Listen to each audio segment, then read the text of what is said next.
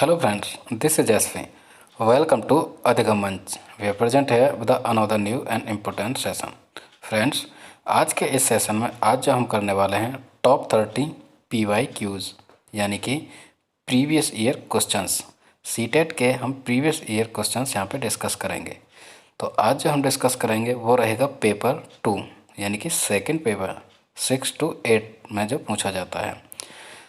जुलाई 2019 का ये paper discuss करेंगे। आइए शुरू करते हैं आज के लिए फर्स्ट क्वेश्चन। तो ये रहा आज के लिए पहला क्वेश्चन।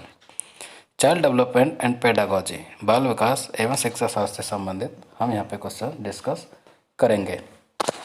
क्लियर? आइए शुरू करते हैं ये सेशन। तो ये रहा आज के लिए फर्स्ट क्वेश्चन, पहला क्वेश्चन। अच्छी तरह से समझिए पहले क्वेश्चन को, यानी कि read the following description and identify the stage of moral reasoning of Kohlberg. निम्नलिखित वर्णन को पढ़िए तथा कोहलबर्ग के नैतिक तर्क की अवस्था को पहचानिए। जो नीचे एक वर्णन है उसे रीड करते हैं।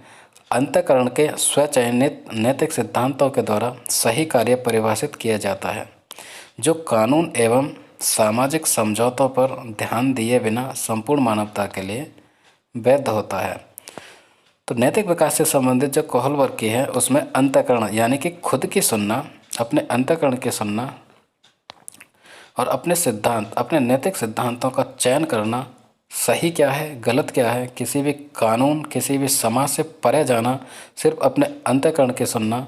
ठीक है, तो उसके आधार पर कौन सा एक उचित या सही है।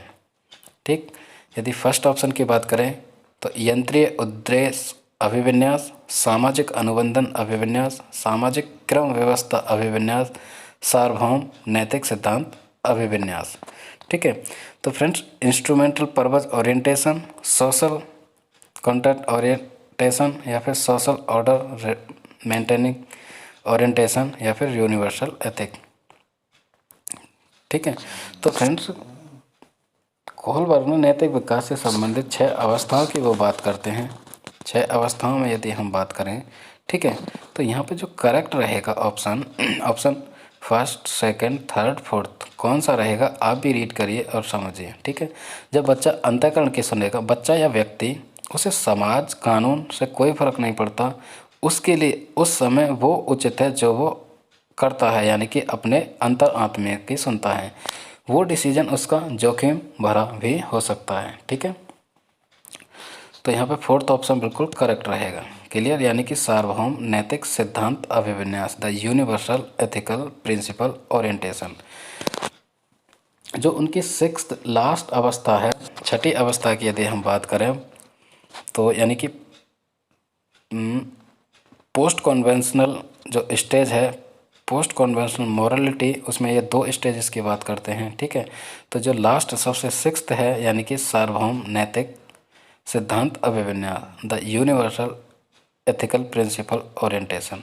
यहाँ पे जो व्यक्ति है सिर्फ अपनी सुनेगा, स्वयं की सुनेगा, उसे समाज और किसी कानून का कोई डर नहीं रहता। ठीक है, तो क्वेश्चन नंबर फर्स्ट का ऑप्शन नंबर 4 बिल्कुल करेक्ट रहेगा, universal ethical principle. Clear? I hope यहाँ से बिल्कुल आपको क्लियर हुआ होगा। ठीक है, इसके साथ आगे चलेंगे नेक्स्ट क्वेश्चन की तरफ। ये रहा question number 2। Question number 2 read करते हैं। One of the major accomplishment of concrete operational state is, यानी कि निम्नलिखित में से कौन सा मूर्त क्रियात्मक अवस्था के प्रमुख कौशलों में से एक है।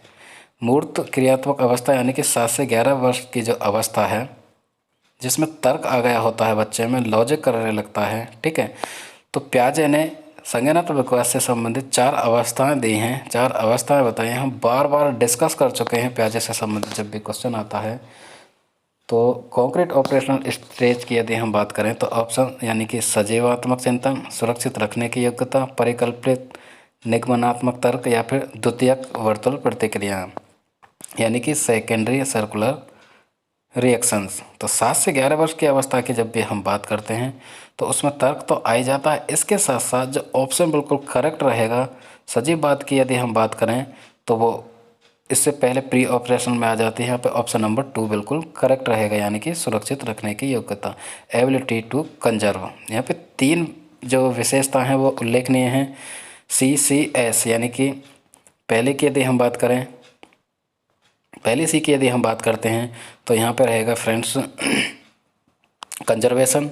दूसरे की बात करें तो क्लासिफिकेशन, और एस की बात करें तो सेरिएशन, यानी कि कंजर्वेशन, क्लासिफिकेशन एंड सेरिएशन यानी कि क्रम निर्धारण, और तर्क भी आ गया होता है। ठीक, तो यहाँ पे ऑप्शन नंबर 2 बिल्कुल करेक्ट रहेगा। इसके साथ क्वेश्चन नंबर 3, क्वेश्चन नंबर 3 की यदि हम बात करें तो जीन पियाजे एवं लेव वाइगोत्स्की जैसे संरचनावादी अधिगम को किस रूप में देखते हैं। ठीक है, पियाजे और वाइगोत्स्की जो संरचनावादी हैं वो लर्निंग जो प्रोसेस है, जो सीखना है, जो अधिगम है, उसको किस रूप में देखते हैं। ठीक है, यानी कि कौशलों का अर्जन, प्रतिक्रियाओं का अनुबंधन, निष्क्रिय आवृत्तीय प्रक्रिया, या फिर सक्रिय विनियोजन से अर्थ निर्माण की प्रक्रिया। तो यहाँ पे ऑप्शन 4 बिल्कुल करेक्ट रहेगा, यानी कि process of meaning making by active engagement. जो संरचनावादी हैं जितने भी, चाहे पियाजे हों चाहे वाइगोत्स्की हों, वो मीनिंग मेकिंग एक्टिव इंगेजमेंट यानी कि सक्रिय भागीदारिता की बात करते हैं। जब तक बच्चा सक्रिय भागीदार नहीं रहेगा, ज्ञान का अर्जन नहीं कर पाएगा। अर्थात बच्चा सक्रिय रहे तो ज्ञान का अर्जन कर पाएगा, एक्सप्लोर करेगा चीज़ों को, अनुभव के साथ वो ज्ञान का निर्माण खुद से कर पाएगा, और किसी चीज़ की उसको ज़रूरत नहीं है। तो संरचनावादी जो अप्रोच है या विचारधारा है, यहाँ पे पियाजे और वाइगोत्स्की उसका समर्थन करते हैं। इसके साथ साथ जो भी संरचनावादी विचारधारा से संबंधित हैं वो इसी चीज़ पर ज़्यादा बल देते हैं। इसके साथ क्वेश्चन नंबर 4, क्वेश्चन नंबर 4 की यदि हम बात करें तो ये रहा क्वेश्चन नंबर 4। समाचार पत्रों से कहानियों एवं कतरनों का चयन करना एवं प्रस्तुत करना जो पुरुष एवं महिला दोनों को गैर परंपरागत भूमिका में चित्रित करते हैं, निम्नलिखित में से किसके लिए एक प्रभावी रणनीति है। समाचार पत्रों द्वारा या कहानियों द्वारा इस तरह से दिखाना कि मेल और फीमेल को अलग अलग, यानी कि उनका अभी तक हम देख रहे हैं कि परंपरागत उनके कामकाज, उनके कॉस्ट्यूम आदि ड्रेसेस को दिखाते हैं, लेकिन परंपरा से हट के गैर परंपरागत भूमिकाओं में दिखाना एक मेल को और फीमेल को, एक लड़की और एक लड़का को। तो ये किस तरह की एक प्रभावी रणनीति है, किस चीज़ को यहाँ पे दिखाने की कोशिश हो रही है। ठीक है, तो आई होप क्वेश्चन यहाँ से क्लियर हो गया होता। जो सैकड़ों सालों से कुछ परंपरा चल रही है मेल और फीमेल से संबंधित, कि मेल ये करेगा, फीमेल ये करेगी, मेल सिर्फ साइंस पढ़ेगा, फीमेल आर्ट पढ़ेगी। ठीक है, तो यहाँ पे लैंगिक पक्षपात को बढ़ावा देता है, या फिर लैंगिक स्थिरता को बढ़ावा देता है, या फिर रूढ़िवादी लैंगिक भूमिकाओं को प्रोत्साहन देने के लिए है, या फिर लैंगिक जेंडर रूढ़ियों को सामना करने के लिए। तो फ्रेंड्स यहाँ पे ऑप्शन 4 बिल्कुल करेक्ट रहेगा, यानी कि जो जेंडर रूढ़िवादिता है उसका सामना करने के लिए, यानी कि काउंटर जेंडर स्टेरियोटाइप। जो स्टेरियोटाइप है यानी कि एक रूढ़िवादिता चली आ रही है समाज में सैकड़ों सालों से, उसे कम करने के लिए, उसे काउंटर करने के लिए ये एक रणनीति है। तो यहाँ पे ऑप्शन नंबर 4 बिल्कुल करेक्ट रहेगा। इसके साथ यदि जब कंपैरिजन की बात आए मेल और फीमेल में, ठीक है, उन दोनों में डिस्क्रिमिनेशन किया जाए उनके लिंग, उनके जेंडर के आधार पर, तो फ्रेंड्स वहाँ पे जेंडर बायस या जेंडर डिस्क्रिमिनेशन होता है। लेकिन जो रूढ़िवादिता चली आ रही है, जो परंपरा चली आ रही है, उसकी यदि हम बात करें तो उसे जेंडर स्टेरियोटाइप कहते हैं। क्लियर। इसके साथ क्वेश्चन नंबर 5, पाँचवा क्वेश्चन की यदि हम बात करें तो which of the following play an important role in a child's socialisation. सामाजिकरण का महत्वपूर्ण भूमिका किसी बच्चे का समाजीकरण, जो सोशलाइजेशन होता है, उसमें सबसे ज़्यादा इम्पोर्टेंट कौन कौन सी चीज़ हैं निम्नलिखित में से। मीडिया, विद्यालय, परिवार, आस पड़ोस। सबसे पहले जब बच्चे का जन्म होगा वो परिवार में आता है, फिर आस पड़ोस में आता है। यदि हम विद्यालय की बात करें तो विद्यालय में वो 5 और 6 साल के बाद जाता है। इससे पहले वो मीडिया, टीवी या रेडियो या मोबाइल आदि से परिचित हो गया होता है। सॉरी। तो यहाँ पे हम देखेंगे सेकंड को हटा दें, यानी कि विद्यालय से पहले उसका जो समाजीकरण है, सोशलाइजेशन है, वो मीडिया से परिचित हो गया होता है। तो यहाँ पे फर्स्ट, थर्ड, फोर्थ बिल्कुल करेक्ट रहेगा। ठीक है, तो ऑप्शन नंबर फर्स्ट, थर्ड और फोर्थ की यदि हम बात करें तो यहाँ पे 3 ऑप्शन बिल्कुल करेक्ट होता है, पहला, तीसरा और चौथा। इसके साथ चलते हैं क्वेश्चन नंबर 6 पर। क्वेश्चन नंबर 6, हार्वर्ड गार्डनर के बहुबुद्धि सिद्धांत के अनुसार निम्नलिखित विशेषताओं से युक्त एक व्यक्ति की बुद्धि को किस प्रकार से वर्गीकृत किया जा सकता है। हार्वर्ड गार्डनर ने जो बहुबुद्धि सिद्धांत दिया है, ठीक है, यानी कि बुद्धि को इन्होंने कई प्रकार से वर्गीकृत किया है। ये बुद्धि को कई प्रकार मानते हैं क्योंकि अलग अलग व्यक्तियों में अलग अलग विशेषता पाई जाती हैं, उसके अनुसार ये बुद्धि को कई प्रकार से वर्गीकृत करते हैं। इनके अनुसार दूसरों की मनोदशा, स्वभाव, प्रेरणा तथा अभिप्राय को उचित तरीके से पता लगाने एवं प्रतिक्रिया करने की जो योग्यता है। जब एक व्यक्ति दूसरे व्यक्ति की मनोदशा, उसका स्वभाव यानी कि बिहेवियर, उसकी प्रेरणा, ठीक है, या उसके अभिप्राय, सभी चीज़ों का उचित तरीके से जो पता लगा पाएगा, ठीक है, तो ऐसी स्थिति में उसकी कौन सी एक बुद्धि रहेगी, प्रकृतिवादी, अंतर्वैयक्तिक या फिर नैदानिक। फ्रेंड्स, यहाँ पर 2 व्यक्तियों की बात हो रही है, यानी कि पहला व्यक्ति दूसरे व्यक्ति की मनोदशा को पहचान पाएगा, यानी कि अपने कौन सी बुद्धि के अनुसार उसके स्वभाव, उसकी प्रेरणा आदि सबको, यानी कि उसके साथ बहुत अच्छी तरह से वो घुल मिल सकता है। तो फ्रेंड्स, यहाँ पे जो करेक्ट रहेगी कौन सी रहेगी, तो यहाँ पे हम देख पा रहे हैं कि एक व्यक्ति दूसरे व्यक्ति की पहचान पाएगा, तो यहाँ पे अंतर्वैयक्तिक बुद्धि रहेगी, यानी कि इंटरपर्सनल। क्लियर? तो 3 ऑप्शन बिल्कुल करेक्ट रहेगा। यदि हम एक ही व्यक्ति है कोई, वो अपने बारे में आत्मचिंतन करता है, अपनी खोज करता है, अपने आप को समझने की कोशिश करता है, तो वहाँ पे रहेगा इंट्रापर्सनल। ये दोनों बहुत इंपॉर्टेंट हैं, ठीक है। इसके साथ क्वेश्चन नंबर 7 पर चलते हैं। 7वां question, which of the following should be the reasons for assessment of children. निम्नलिखित में से कौन सा एक कारण हो सकता है बच्चों के आकलन या मूल्यांकन के लिए। बच्चों के मूल्यांकन के लिए निम्नलिखित तरीकों में से कौन सा होने के कारण है, ठीक है। ऑप्शन नंबर फर्स्ट को पढ़िए, सेकंड, थर्ड, सारे ऑप्शन आप खुद भी रीड करिए। तो फ्रेंड्स, बच्चों को फर्स्ट कहता है बच्चों को कैटेगराइज करें, यानी कि ये उच्च है, ये निम्न है, ये मध्यम है, ठीक है, एक तरीके से कैटेगराइज करें। या फिर सेकंड की बात करें, कक्षा में शिक्षण अधिगम प्रक्रिया में सुधार करना, या फिर समय के साथ बच्चों में होने वाले अधिगम परिवर्तनों एवं प्रकृति के बारे में पता लगाना, या फिर बच्चों की क्षमता, संभावनाओं, सशक्तता आदि को पता लगाना। तो यहाँ पे फ्रेंड्स, जो फर्स्ट है वो हट जाएगा, क्योंकि हम किसी भी बच्चे को वर्गीकृत नहीं कर सकते, उनकी योग्यता के आधार पर उनका आकलन, कंपैरिजन नहीं कर सकते, क्योंकि बच्चे में अपनी एक रुचि होती है, अपनी एक कैपेबिलिटी होती है, ठीक है। तो फर्स्ट हटा दें, सेकंड, थर्ड और फोर्थ ये सही रहेंगे। तो ऑप्शन में देख लीजिए, ऑप्शन नंबर 3 बिल्कुल करेक्ट होता है। क्लियर? अब हम चलते हैं नेक्स्ट, इसी के साथ क्वेश्चन नंबर 8। 8वां क्वेश्चन क्या कहता है, which of the following is central to the concept of progressive education. प्रगतिशील शिक्षा की अवधारणा के बारे में प्रमुख है। निम्नलिखित में से जो प्रगतिशील शिक्षा है उसकी अवधारणा के बारे में कौन सा एक सही है। पाठ्य पुस्तक केंद्रीय अधिगम, प्रत्येक बच्चे की क्षमता एवं संभावना में विश्वास करना, मानक निर्देश एवं मूल्यांकन, या फिर बाह्य प्रेरणा तथा एक रूप मूल्यांकन मानदंड, ठीक है। तो प्रगतिशील शिक्षा की जब भी हम बात करें तो उसकी एक अवधारणा के लिए सबसे ज़्यादा उचित जो रहेगा वो रहेगा सेकंड, यानी कि प्रत्येक बच्चे की क्षमता एवं संभावना में विश्वास करना, क्योंकि प्रत्येक बच्चा अपने आप में अलग होता है, एकदम यूनिक होता है, उसकी अलग एक रुचि होती है, संभावना होती है, क्षमता होती है। क्लियर? तो वहाँ पे पाठ्य पुस्तक की यदि हम बात करें, पाठ्य पुस्तक केंद्रित नहीं होती, ठीक। इसके साथ क्वेश्चन नंबर 9, क्वेश्चन नंबर 9 की यदि हम बात करें, विकास में व्यक्तिगत विभिन्नता को समझने के लिए क्या महत्वपूर्ण है।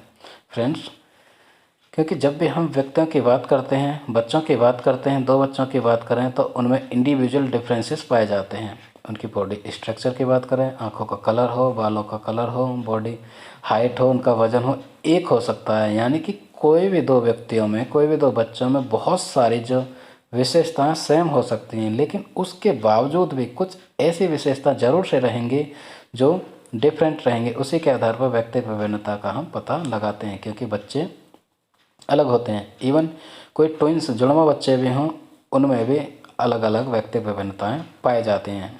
वो क्यों होती हैं, ठीक है। व्यक्तिगत विभिन्नता को यदि हमें समझना है तो सबसे उचित क्या रहेगा, वंशगत विशेषताओं पर विचार करना, उनकी वंशगत विशेषताओं पर सिर्फ विचार करें या फिर पर्यावरण कारकों पर विचार करें, यानी कि पर्यावरण से संबंधित जो कारक है उस पर विचार करें, या फिर शरीर एवं दिमाग के परिपक्वन पर विचार करें, या फिर हम बात करें फ्रेंड्स फोर्थ वंशगत विशेषताओं के साथ साथ पर्यावरण, यानी कि दोनों कारकों पर विचार करने से, उनकी परस्पर क्रिया पर विचार करने से हमको पता चलेगा कि बच्चे में जो व्यक्ति विभिन्नता है वो निर्धारित होती हैं। तो यहाँ पे क्वेश्चन नंबर 9 का ऑप्शन नंबर 4 बिल्कुल सही रहेगा।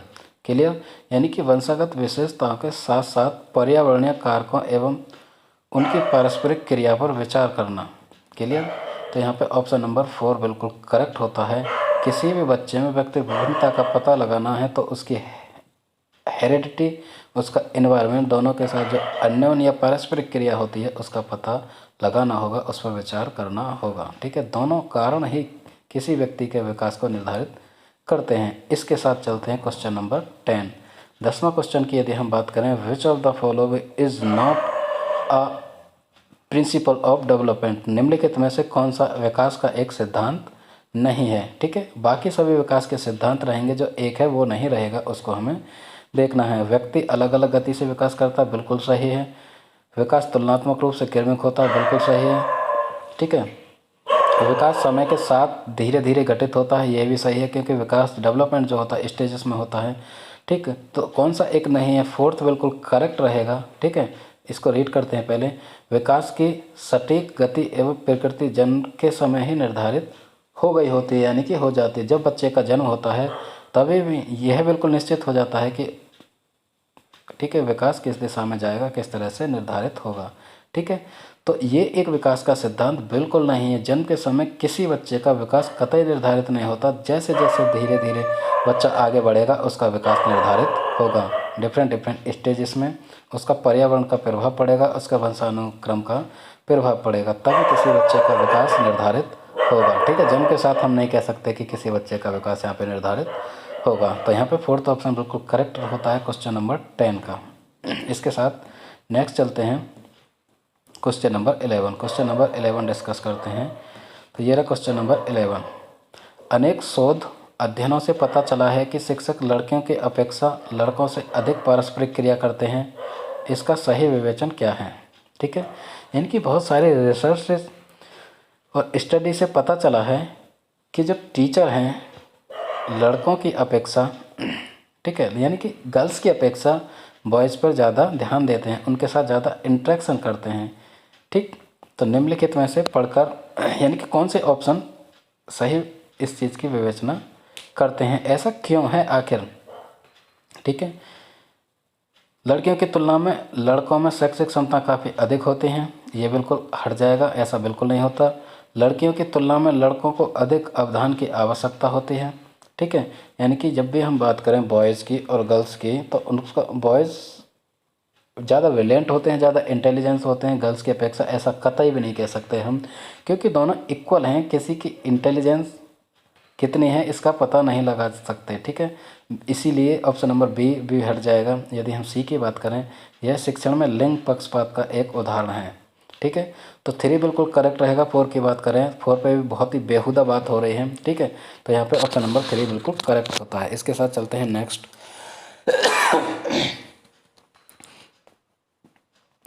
यह शिक्षण में लिंग पक्षपात का एक उदाहरण है, यानी कि जो this is an example of gender bias in teaching. Gender bias यानी कि जेंडर डिस्क्रिमिनेशन की यहाँ पे बात हो रही है। किसी भी मेल और फीमेल में इस तरह का डिस्क्रिमिनेशन किया जाना, पक्षपात करना, भेदभाव करना, ठीक है, उनके लिंग के आधार पर, तो ये जेंडर डिस्क्रिमिनेशन या फिर जेंडर बायस होता है। लेकिन सैकड़ों सालों से चली आ रही इस तरह की जो रूढ़िवादिता है, इस तरह की जो सोच है, एक अवधारणा और विचारधारा है कि लड़की और लड़कों में डिस्क्रिमिनेशन किया जाता है, भेदभाव किया जाता है, उसे हम जेंडर स्टेरियोटाइप कहते हैं। ठीक है, यानी कि वो रूढ़िवादिता रहेगी। लेकिन यहाँ पे ऑप्शन नंबर 3 बिल्कुल करेक्ट रहेगा, यानी कि यह शिक्षण में लिंग पक्षपात का एक उदाहरण है, क्योंकि किसी की तरफ उसके लिंग, उसके जेंडर के आधार पर ज़्यादा ध्यान दिया जा रहा है, चाहे वो लड़की हो सकती है, चाहे वो लड़का हो सकता है। ठीक है, तो फ्रेंड्स 11 का क्वेश्चन नंबर 11 का ऑप्शन 3 बिल्कुल करेक्ट रहेगा। इसके साथ चलते हैं 12। क्वेश्चन नंबर 12 की यदि हम बात करें तो एक समस्या को मूल एवं अपसारी समाधानों के साथ करने की योग्यता निम्नलिखित में से किसकी एक प्राथमिक विशेषता है। फ्रेंड्स, जो निम्नलिखित विशेषता है कौन से की एक है कि वो किसी भी समस्या का जो समाधान है मूल रूप से खोजते हैं। समस्या का समाधान उनका मौलिक होता है और उनका जो चिंतन है वो एकदम अपसारी होता है, यानी कि डाइवर्जेंट थिंकिंग। डाइवर्जेंट थिंकिंग की वो बात करते हैं। डाइवर्जेंट थिंकिंग की यदि हम बात करें तो कोई भी एक परिस्थिति, कोई भी एक उनके पास समस्या है तो उसके जो सॉल्यूशंस हैं उसके डिफरेंट रहेंगे, यानी कि एक समस्या के वो एक से अधिक बहुत सारे मल्टीपल सॉल्यूशन सोचते हैं, यानी कि उनका डाइवर्जेंट थिंकिंग होती है, यानी कि वो किसी भी परिस्थिति में उलझकर नहीं रह जाते, यानी कि अहम केंद्रित बच्चों की विशेषता है, क्षतिग्रस्त बच्चों की विशेषता है, सृजनात्मक या फिर अधिगम आसक्तों की। तो यहाँ पर ऑप्शन नंबर 3 बिल्कुल करेक्ट रहेगा, यानी कि क्रिएटिव चिल्ड्रन। जो क्रिएटिव चिल्ड्रन होते हैं, ठीक है, वो अपने अनुभवों के आधार पर नई नई चीज़ खोजते हैं, ठीक है, वो समस्या का मूल रूप से समाधान खोजते हैं और उनका जो चिंतन है वो अपसारी होता है। तो क्वेश्चन नंबर 12 का ऑप्शन 3 बिल्कुल करेक्ट रहेगा। Next question number 13। Question number 13 की यदि हम बात करें, दृश्य रूप से बाधित विद्यार्थियों के साथ कार्य करते समय एक शिक्षक को किस प्रकार के अनुदेशन अनुकूलन करने चाहिए। यदि कोई एक बच्चा है जो दृश्य रूप से बाधित है, दृश्य रूप से मतलब वो बच्चा विजुअली चैलेंज्ड है, उसे दिखने में दिक्कत हो रही है किसी बच्चे को, यदि वो क्लास के अंतर्गत है तो उसके साथ किस तरह का अनुदेशन अनुकूलन करना चाहिए। स्पष्ट रूप से बोलना तथा छूकर महसूस करने वाली सामग्रियों का अधिक मात्रा में प्रयोग करना, इस तरह के टीचर कर सकता है, इस तरह का अनुदेशन अनुकूलन कर सकता है। फर्स्ट सही हो सकता है, ठीक है। इसके साथ सेकंड पर चलते हैं। कई प्रकार की दृश्य प्रस्तुतियों का प्रयोग करना। फ्रेंड, दृश्य प्रस्तुतियों का प्रयोग हम कैसे कर सकते हैं, क्योंकि पहले से ही बच्चा विजुअली चैलेंज्ड है, ठीक है, यानी कि दृष्टिबाधित है, यानी दृश्य रूप से वो बाधित हैं, तो ऑप्शन सेकंड हट जाएगा। स्वयं अभिविन्यास करना ताकि बच्चे उसे ध्यान से देख सकें। बच्चे ध्यान से देखेंगे कहाँ से, ऑप्शन 3 भी हट जाएगा। यदि फोर्थ की बात करें, अनेक प्रकार के लिखित क्रिया उनके सामने या वर्कशीट उन्हें देंगे, तो ये भी हट जाएगा, ठीक है। तो ऑप्शन नंबर 4 भी हट जाएगा। इसके साथ यदि हम बात करें, थर्ड भी हट जाएगा और सेकंड भी हट जाएगा।